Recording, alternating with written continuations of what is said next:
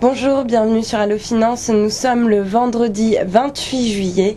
Hier, les marchés n'ont pas fait de cadeau au ténor du CAC qui publiait leur semestriel, n'hésitant pas à sanctionner sévèrement les sociétés qui affichaient leur prudence sur leur perspective du second semestre. Moins 16,8% pour Vallourec qui s'est fait massacrer, moins 15% pour Alcatel ou encore moins 9% pour Capgemini. En cause le renchérissement des matières premières, taux de change défavorable, consommation morose, les marchés qui n'ont pas pardonné les nombreuses incertitudes qui planent sur les grands groupes s'inquiètent désormais de la solidité de la reprise économique pour le second semestre. D'ailleurs, la France ne fait pas exception, c'est l'ensemble des grands groupes européens comme les géants Siemens, BASF ou encore Volkswagen qui affichent leur prudence face à une reprise économique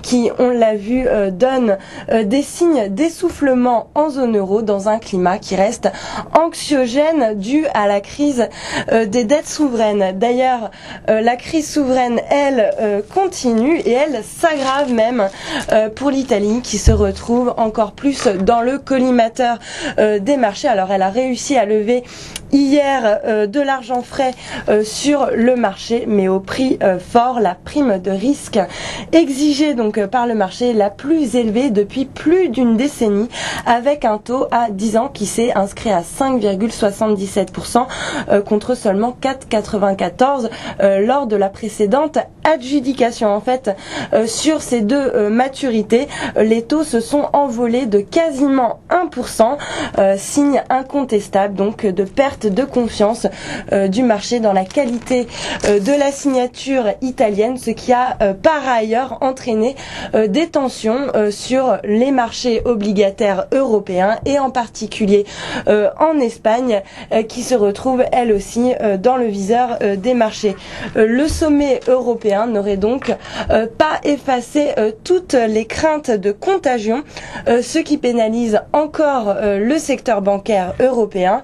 Elles ont d'ailleurs perdu pratiquement 4% en moyenne depuis ce fameux plan de sauvetage le 21 juillet dernier. Alors si les marchés continuent de pénaliser les banques, c'est parce que les investisseurs exigent des précisions sur le degré de participation du secteur privé au plan de sauvetage grec. Les banques devront chacune choisir une des trois options possibles concernant les obligations grecques qu'elles détiennent pour donc participer à l'effort financier. La France a d'ailleurs fait savoir qu'elle participera à hauteur de 15 milliards d'euros. Pour le crédit agricole, l'impact global du plan d'aide à la Grèce devrait s'élever à environ 850 millions d'euros. Une facture salée, imputable en partie à la perte nette de 450 millions d'euros de sa filiale grecque Emporiki, dont le retour à l'équilibre est initialement prévu en 2012 et compromis.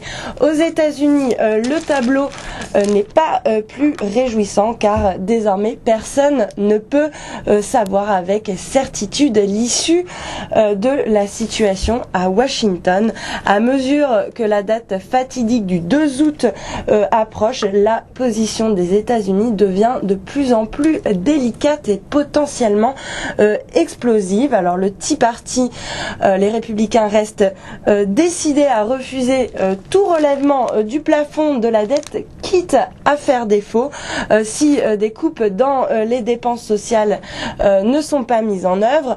Une cacophonie qui n'a rien à envier d'ailleurs à la confusion européenne quand il s'agissait de sauver la Grèce. Au final, républicains et démocrates travaillent chacun dans leur coin et proposeront chacun un projet qui devra être voté à la fois par la Chambre des représentants à majorité républicaine et par le Sénat qui lui est démocrate. Donc ça promet. En tout cas, une chose est sûre, l'absence d'accord pourrait coûter très cher aux États-Unis. 0,9% de croissance si aucun consensus n'est dégagé d'ici un mois.